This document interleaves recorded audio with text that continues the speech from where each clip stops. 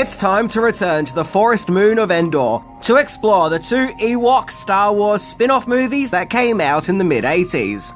Now, it's no secret we're living in a day and age of Star Wars content overload, where Lucasfilm and Disney Plus are pumping out spin-off TV shows like it's going out of fashion, of which most of these shows seem to annoy the fans. And then the powers that be behind the shows get annoyed at the fans for the shows failing, with the situation constantly rinse and repeating itself. It's like a never-ending loop of everyone being annoyed and angry. But what about the two Ewok movies? The very first Star Wars spin-offs. A continuation of the mythology, only shown on the small screen, with less of a science fiction aesthetic, and one that leans more towards dark fantasy. Yeah, look, I don't really follow modern Star Wars. I think I might have seen an episode here and there. But, I don't need to follow modern Star Wars. I'll always have the original trilogy, and to me, that's all I need. But from reactions that I've seen, it very much looks like a case of the screw-up of one, the screw-up of two, the screw-up of crappy. Yeah, the fans are really not impressed. So in this modern day and age of angry Star Wars, let's see if we can get more love for the Ewok movies by looking into 10 things that you didn't know about them. Let's check it out.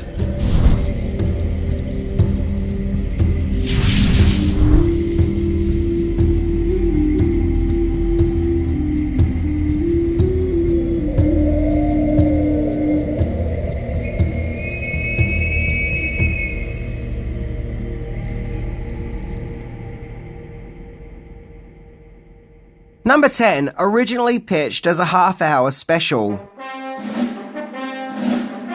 The Star Wars saga may have seemingly wrapped up with Return of the Jedi, with our band of heroes singing Yub Nub by the campfire. The legacy was far from over. George Lucas wanted to keep the mythology going, and possibly toy sales too, by making a half-hour TV special. He wanted to have full control over the special, as not to have another disaster like the Star Wars Holiday Special, and he wanted the story to focus on the Ewoks, probably because at that time they were the latest thing in Star Wars and were embraced by children, making them very marketable. So this sounds like money in the bank, except for one problem. No TV network were interested in making this Star Wars 30-minute special. However, ABC suggested that the Ewok Adventure could be a 2-hour movie of the week event. A made-for-TV movie that the channel will broadcast. And so Lucas and his never-ending supply of plaid shirts agreed, and the Ewok Adventure was no longer a 30-minute special, but it was now a made-for-TV movie. Rock and roll. Number 9, Hansel and Gretel meets Tarzan. So in order to make this movie-length Star Wars spin-off, Lucas had to assemble a team to put his vision to celluloid. Although Lucas came up with the story of the Ewok Adventure, he hired his personal assistant, Bob Corral, to write the script, and animator John Corti to direct, as Corti had previously co-directed the George Lucas-produced animated movie, Twice Upon a Time, and I swear I've only just known about this movie's existence right now! Like, since when did George Lucas produce an animated movie? Hey, I guess we're all learning together. Joe Johnston, who would go on to direct Jumanji and the first Captain America movie, was hired as art director. He had also done art design work on the original trilogy. And the truly brilliant and memorable movie scoring legend Elmer Bernstein did not score the Ewok Adventure. However, his son Peter Bernstein did, with his score also featuring Ewok cues and themes that John Williams had previously made for Return of the Jedi. I think the Ewok Adventure goes less in the direction of science fiction hardware and technology as seen in the trilogy, and more in the direction of dark fantasy, maybe even fairy tale, as apparently the production didn't so much see this as Star Wars, but it was actually pitched as Hansel and Gretel meets Tarzan, King of the Apes. Well, I guess the first rule of Star Wars spin-offs is we don't mention Star Wars spin-offs. Number 8, Freddy Krueger could have been part of the Ewok Adventure. So Warwick Davis returns as Wicket, the Ewok character that he previously played in Return of the Jedi, with Davis kind of being the strong link that ties this movie to the Star Wars trilogy. In fact, several performers who played Ewoks in Return of the Jedi return for the Ewok Adventure. Chronologically speaking, the events of the Ewok Adventure actually take place in between The Empire Strikes Back and Return of the Jedi. Yep, the entire time in this movie, Han Solo is frozen. A young actor called Eric Walker was cast as Mace Tuani. When he auditioned for the part, he actually didn't know he was testing for a Star Wars spin-off and was simply told that it was an after-school special. He had previously starred in 2 other made-for-TV movies, and supposedly he was cast because it was felt he looked a lot like Mark Hamill. And yes, he does look like he takes his Mark Hamill pills. And according to IMDb, he often got mistaken for Mark Hamill on the set. In addition to that, Robert Englund auditioned to play the character Jeremiah Tuani, but evidently he was unsuccessful. Don't worry, Robert Englund. It's 1984. I'm sure there's another role waiting for you. One that's going to shoot you into the stratosphere of pop cultural iconography. Yep, that's right. He would indeed go on to play Willie in V. There are also rumours that little Drew Barrymore auditioned to play Sindel, but that's never been confirmed. Number 7. On-set documentary. The shoot for the Ewok Adventure took place in Marin County, California, which is also the location of George Lucas's Skywalker Ranch.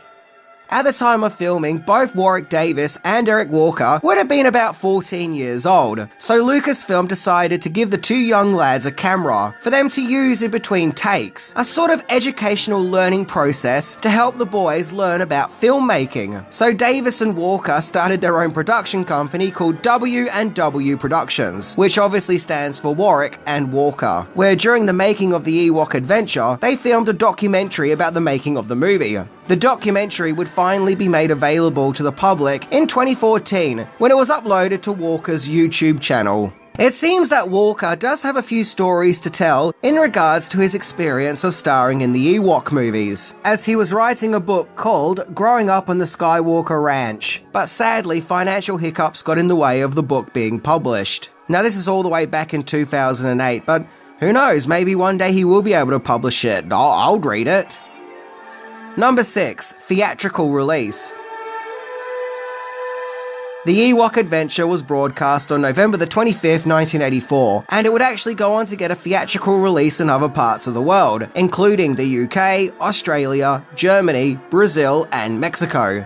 When released theatrically, the Ewok Adventure had its title changed to Caravan of Courage, which is what it's more consistently known as these days. When released as a children's book, it got its title changed again, this time to The Ewoks and the Lost Children.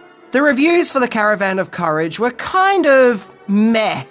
It was felt that it was okay, but it just wasn't spectacular, clearly not living up to the high gold standard of science fiction spectacle that the Star Wars movies had. It was also felt that the movie had really low stakes, making it feel more low-key, as well as being too much like a kids' movie. And I do think that that was the issue, that Star Wars set the standard and people were just expecting it to be just like that. But the Caravan of Courage was a smaller scale affair and more of an adventure aimed at children, and that's okay. Not every story has to be about saving the entire galaxy. And above all, it was more of a fairy tale than it was space opera, and I just don't think people quite knew how to react to that. Something you have to realise is that having kids as the main focus in a Star Wars product was actually a new concept then. This was long before little Anakin saying yippee and baby Leia's awkward running to get away from Flea. Yeah, go back to the original trilogy, and I don't think there were any kids in it, at all. However, the Ewok saga wasn't over yet. Number 5. Heidi inspired the battle for Endor. So the following year, Lucas and his team at Lucasfilm were gearing up to make another made-for-TV Ewok movie, in which we got the Battle for Endor. In my opinion, this one is better, and it feels a little darker and a little edgier. This time, the movie would be written and directed by movie-making siblings Ken and Jim Wheat, no relation to Sam Wheat. The Wheat brothers would actually go on to write several popular horror movies, including Nightmare on Elm Street 4, The Fly 2, and Pitch Black. The brothers would have several brainstorming sessions with George Lucas, and according to Ken Wheat, Lucas had recently watched the movie Heidi with his daughter, and this influenced him to make the story of the Battle for Endor to focus on the Sindel character becoming an orphan and living with a grumpy old hermit. So, I get where they were going with this, but it is still quite jarring seeing characters we followed in the first movie, like Mace, getting killed off. Personally, I think they probably should have just focused on a different girl, an entirely different character, so previous characters we got to see don't have to die. But that's just what I would have done. Number 4. Conflict on set.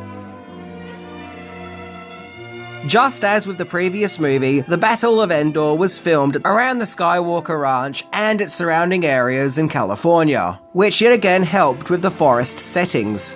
This time, the Thing and Cocoon actor Wilfred Brimley, otherwise known as the Diabetes Guy, starred as Noah, the grumpy old hermit who becomes a hero. Well, it seems that Brimley wasn't too happy behind the scenes either. According to IMDb, Brimley really didn't take a liking to Jim and Ken Wheat, and so his scenes had to be directed by Joe Johnston. And yikes, if all of this is true, then it does sound like there wasn't much love between the actor and the sibling directors. Number 3. The Last of a Dying Art. According to Wikipedia, the Battle for Endor is one of the last features to use stop-motion animation, which at that stage was really being phased out by the updated system Go Motion Animation, which I guess itself would eventually get phased out by CGI. However, due to the smaller budget of Battle for Endor, Go Motion was out of the question, so a lot of the effects done in the movie were stop motion, with Battle for Endor being one of the last movies Industrial Light and Magic would work on that would use stop motion animation. And look, you know what, I don't care. I still really miss stop motion, and I think it has more charm than CGI. In fact, a lot of the special effects and makeup in the Ewok movies are actually pretty good. For example, you know that really tall guy who played Lurch in the Addams Family movies? He played Terak in Battle for Endor. And wow, still to this day it looks pretty impressive. And I can't help but feel like the Weevils from Torchwood took heavy inspiration from Terak. And the movies in general do live up to the Star Wars quality. Number 2. Reception of Endor. The Battle for Endor was broadcast on November the 24th, 1985, and this broadcast presentation had to come with a warning that some scenes may be too distressing for small children, which usually means your kids are going to love it. The Battle for Endor was better received by critics this time, with it being felt that the Battle for Endor was an improvement over the Caravan of Courage. And I think this time around, critics were more accepting to the fact that this was more fantasy than science fiction. Despite being set in the same galaxy far, far away as the Star Wars movies, which had a lot of space-age tech and spaceships, the Ewok movies were more dark fairy tales. And George Lucas wasn't done with dark fantasy yet, as he would go on to create the movie Willow, which would eventually become a cult favourite, of which, just like the Ewok movies, Warwick Davis was the main star. For all we know, maybe it was the Ewok movies that led to the creation of Willow. But the big question is, what would become the fate of the Ewoks? Number 1. There were plans for a third Ewok movie.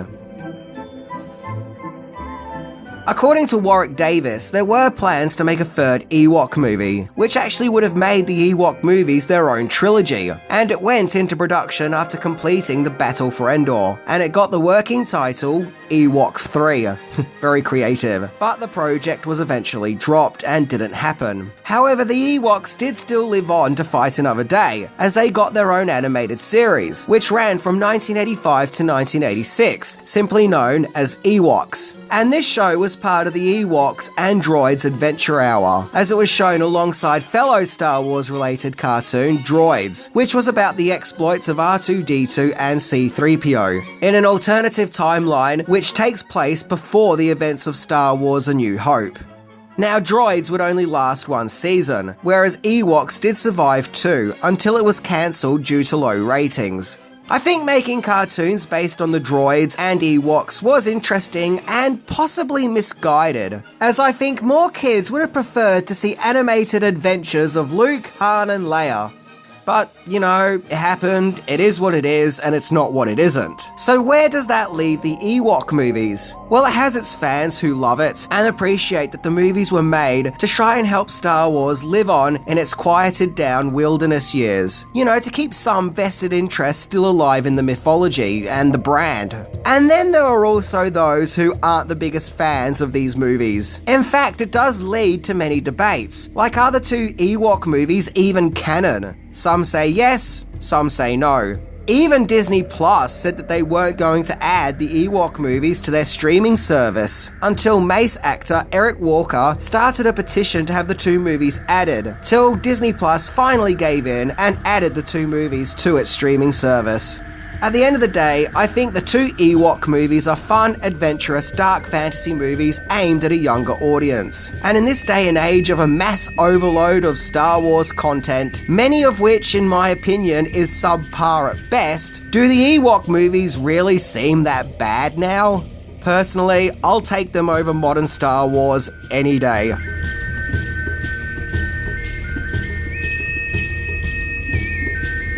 But you know what, this is all subjective on my part. Personally, I find the movies to be very fascinating, as they are like forgotten pieces of Star Wars media from back in the good old original days of Star Wars. I mean, let's not forget, the first Ewok movie was broadcast 1 year later after Return of the Jedi. So I think that alone is worth a watch from a Star Wars fan. Whether they'll like it or not, well, that's up to them. Anyway, I'm Minty. And at this stage, I'm surprised there hasn't been a spin-off of the "He doesn't like you, I don't like you either" guy. Or the sand.